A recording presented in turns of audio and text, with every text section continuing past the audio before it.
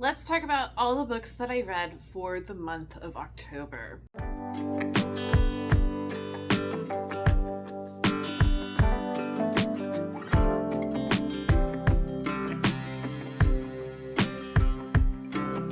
Welcome to this House of Walls. My name is Ashley. I love to use this space to talk all things secular homeschooling and books and whatever else I feel like. Happy November. As I am filming, it is November 1st, and I have quite a few books to talk about that I read in the month of October.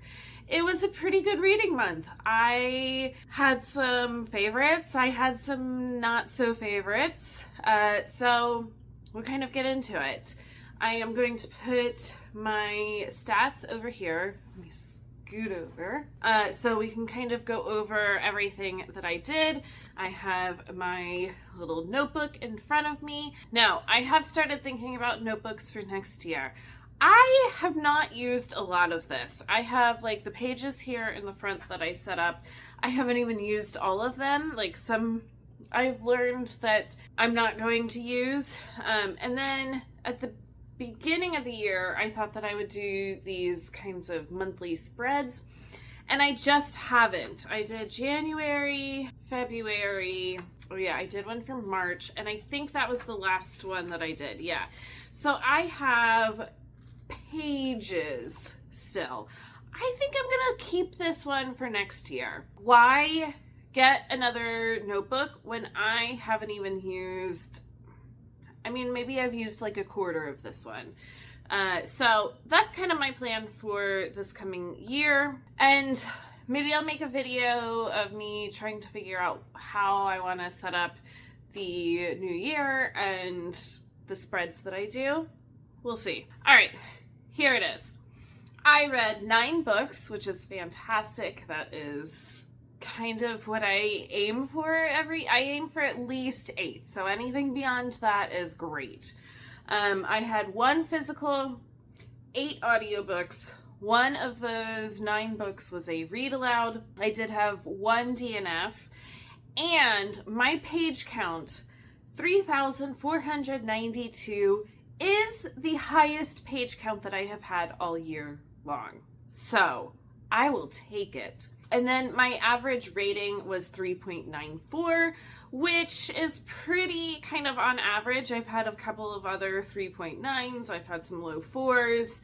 Overall, even though there were some books that were okay, there were some other good ones. So I'm going to set this down and have it handy. I'm going to take a sip of my coffee as always, and then we will get into the books. All right. I'm going to start with my DNF. So I had this at an end of a reading vlog where I tried to read 24 hours in a weekend. It didn't work. I made it 9.5 hours, but it was fun. But this was The Magician's Daughter by H.G. Perry. This is on my self-destruct pile of books for this year, and it was a DNF. There was nothing really wrong with the story. It just wasn't grabbing me, and I think if I were more into YA books, I would have liked this. It has a magician, it has a girl with a mystery behind her, a magical island, and they kind of are up against others who are trying to get the magic. I made it like 70 pages in, and it wasn't grabbing me, so I did end up DNFing this. All right, now let's do the read aloud that we finished in October, and that was The Vanderbeekers and the Hidden Garden by Karina Jan Glaser. This is the second book in the Vanderbeekers series. We read the first one a couple years ago now and decided we needed to pick up the second one. And it was so cute. I just love the Vanderbeeker family and the kids who all work together, and their relationship with the people in their neighborhood. I really liked it. I gave this 5 stars, and so did my 5th grader. Now, the next couple books that I have were part of the 2 vlogs that I did I will try to link both of them down below. I had a vampire reading vlog, and then, like I said before, the 24-hour reading vlog. This was part of my vampire reading vlog, so this is My Roommate is a Vampire by Jenna Levine. This is book 1.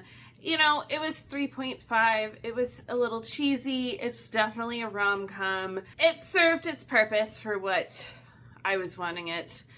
So this, you're following Cassie and Frederick is the vampire. Cassie needs a place to stay. She is being kicked out of her apartment, and so finds a listing that Frederick has for a room in his place that is super inexpensive, almost like too good to be true. She moves in, of course, finds out he's a vampire, and, you know, there's also some attraction, and the story goes from there. So it was 3.5. It served its purpose. All right, and then for the 24-hour reading vlog, I did pick up the second one. I already had it on my shelf, and it's My Vampire Plus One. And this one, you are following Reginald, who you meet in the first book, but this one centers around him, and Amelia. He is like a golden retriever type vampire, and she is more type A, very work-oriented, but she needs a date to take to a family wedding, and she doesn't want to be hounded about how she is still single, and so she decides to do like a fake dating with Reginald, and it goes from there. I did like this one more than the first. I did give it 4 stars. Again, like, it just hit those kinds of cozy rom-com with a vampire kind of storylines. So it was cute. There is a third one that just came out. I'm not sure who it's following. Maybe I will pick it up. I think I have the audio saved on my Libby. So when it comes in, I will probably listen to it. I think that it's like a road trip kind of based story, so it would be interesting. In that 24-hour reading vlog, I also read The Push by Ashley Audrain. I gave this 4 stars, which for a psychological thriller kind of book is pretty good. That's not my kind of go-to genre, but I had this on the shelf. I had heard so many good things about it over the years. This was also part of my self-destruct pile of books, which I am trying to make a dent on. So this is where I was doing it. This, you are kind of hearing the backstory of multi-generational stories with moms and their daughters. You are following the youngest in that generation mostly, and her experience of falling in love and starting a family, and stuff starts to happen with her daughter, where accidents kind of happen around her daughter, and she's not sure if it was an accident or intentional. So, it was good. Also very creepy, and definitely check the trigger warnings if you're going to go into this book. Alright, the last book that I have here that was part of a reading vlog, it was also my favorite book of the month. This is Bury Our Bones in the Midnight Soil by V.E. Schwab. This was my second book by the author. I had only read Addie LaRue, and this one did not disappoint. This was 5 stars. Oh my goodness, Charlie. You are following 3 different women and their experiences with... Charlie, you're such a ding-dong.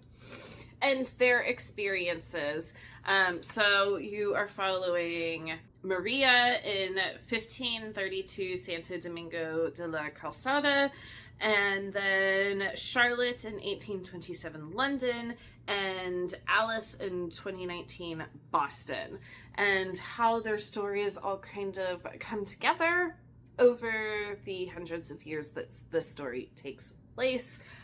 I loved it. I ate it up. If I hadn't already read my favorite book of the year, this would be a contender. We're going to go from my favorite book of the month to my least favorite. This was Rewitched by Lucy Jane Wood. Okay, it's like a Hallmark Christmas movie, but Halloween and witch themed. This book didn't know what it wanted to be. Did it want to be about Belladonna and her experience with an awful boss and working in a bookstore, and that she really should be taking over this bookstore and running it? Like, that in itself is a story.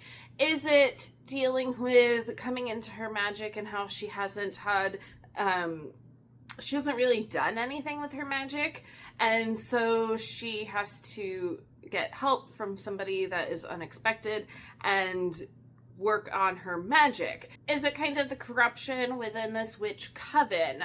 Is it the story of this person who is going to help her work on her powers?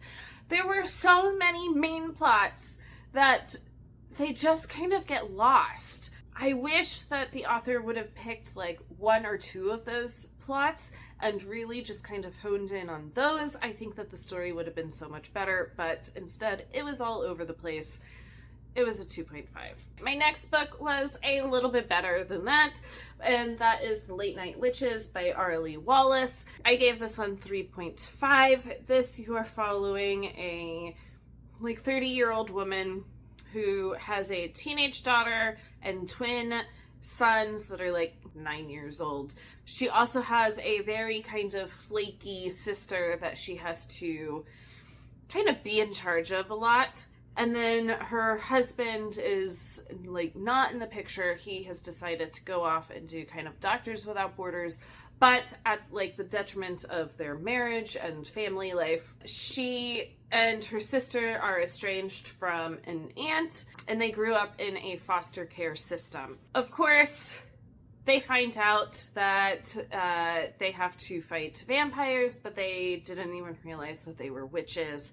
And the story kind of goes from there. It was cute. It was lighthearted. One of those just Hallmarky Halloween stories. And so it served its purpose. My next book to talk about is Hemlock and Silver by T. Kingfisher. She is one of my auto-buy authors. I have read quite a few books from her now. Maybe, let's see. 1, 2, 3, 4, 5, 6. This might be my 7th book that I've read by her. And I still have over here, I have Sword Heart that I haven't read. So definitely an auto-buy author. Most of her books have been hits for me, at least 4 stars or higher. And this one did not disappoint. It was 4 stars. It is a Snow White retelling. Anya studies poison and how to find cures for them. And she is summoned by a king to come and find out what is happening to his daughter and if it is poison or not. So she goes there, and the story goes from there. There's stuff with mirrors. It's a Snow White retelling. I really liked it. There's a cat that is a character in the book, and he was really funny to follow along. This one definitely gave me all those kinds of fall vibes that I was hoping for, and it was good. All right, and then my last book that I have to talk about is Shield of Sparrows by Devney Perry. This has been on my shelf for a while, since it came out, and so I'm really glad that I was able to get to it this month. I am going to give this a low 4.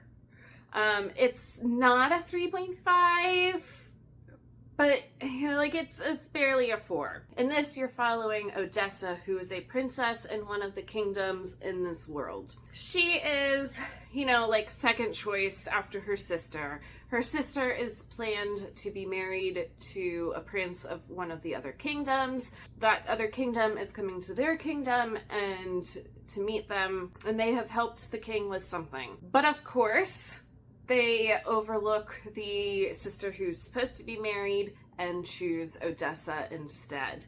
She, in a couple of hours, has to marry this prince and then travels with them to their kingdom. There are all kinds of magical beasts that are very dangerous, and there is a threat of kind of this invasion that happens every so often, and these creatures come in and just mass kill hundreds and hundreds of people within all the kingdoms.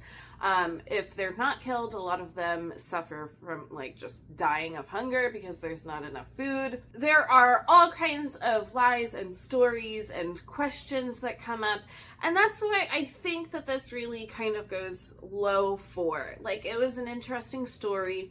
There were just so many times where more and more and more and more questions come up that aren't really being solved. Nobody is telling her anything. I mean, rightfully so, she's supposed to be spying, but I don't know. It just, like, it held my attention and I wanted to know what was happening. I just wish it wasn't as clunky as it got in some places. I will be continuing on with this. I forget when the next book comes out, but I have pre-ordered it. All right. Try holding all of those books up. I mean, that's a pretty successful month. I will take it.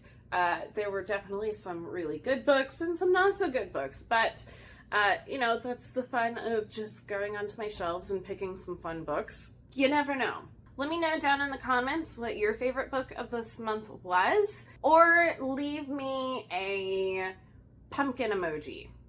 Let's go for that. As always, don't forget to like and subscribe, and I will be back for more videos soon.